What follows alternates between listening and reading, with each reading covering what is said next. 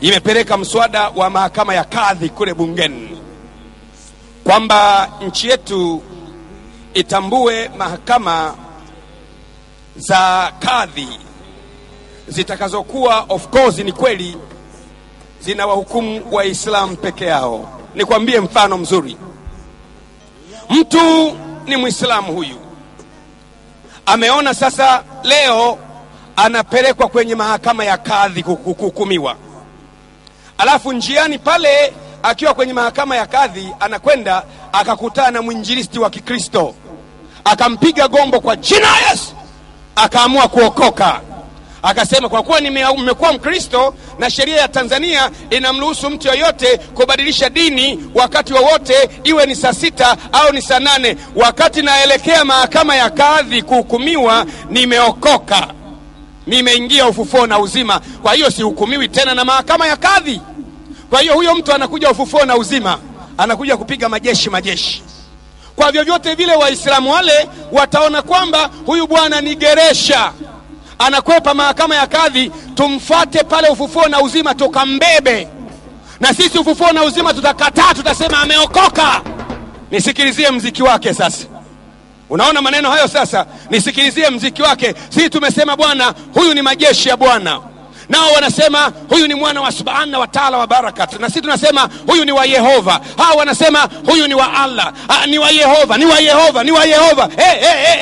Tayari moto unawaka, matatizo yanatokea. Na kwa sababu hiyo ninalitaka bunge la Jamhuri ya Muungano wa Tanzania na spika wake na wabunge wake kwamba msilogwe wala msijaribu kabisa kuingiza mambo ya kidini kwenye sheria ambayo ni secular. Tuacheni vile vile kwa Injili Waislamu na wao ndugu zetu, na wao wahubiri Uislamu vile vile, na sisi tupige gombo vile vile, ili tuwe huru kila mtu kwa wakati wake. Mpuuzi mmoja, mjinga mmoja, asiyefaa mmoja anaitwa Askofu Pengo, ambaye juzi aliropoka kwa sababu ya kula chakula chake, sio alikula nini, anasema hovyo. Mimi nasema rasmi, naitwa Gwajima, namuita mpuuzi yule, namuita hafai yule. Maaskofu wenzake wakiwemo wa kanisa Katoliki, ikiwemo teki, ikiwemo CCT,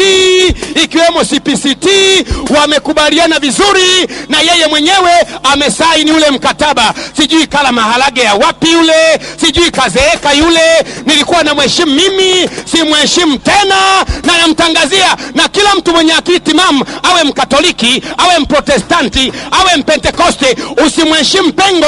Amejishushia heshima yake yeye mwenyewe. Maaskofu wote wamekubaliana, lakini yeye analewalewa na kubwaya, anakuja kinyume na tamko la maaskofu. Mheshimiwa Askofu Pengo, pokea ujumbe wangu leo. Hufai kabisa. Kama ingewezekana uache huo askofu, uwe mkulima wa kawaida. Umeliaibisha kanisa Katoliki, kanisa lililotulea, kanisa lenye heshima, kanisa lenye hadhi. Umeliaibisha sana.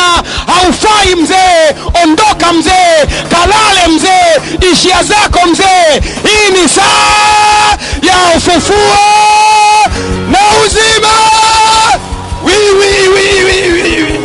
Inawezekana umezeeka, inawezekana hauwezi tena, inawezekana kuna mtu unayempigia debe, inawezekana umekwisha. Huwezi kuja kinyume na maaskofu wenzako wote wa kanisa Katoliki.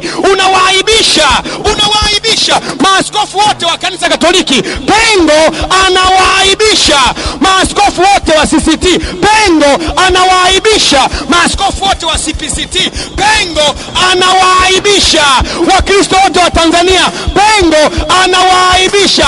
Pengo umeaibisha. Umekuwa kama mtoto mdogo aliyevaa pampas, anabebwa na mama, hajui cha kufanya. Wote wametamka hayo, lakini wewe peke yako umekuwa mlevi katika nchi, umekuwa hufai katika nchi. Na nakutangazia, mimi naitwa Gwajima wa ufufuo na uzima, na ukome.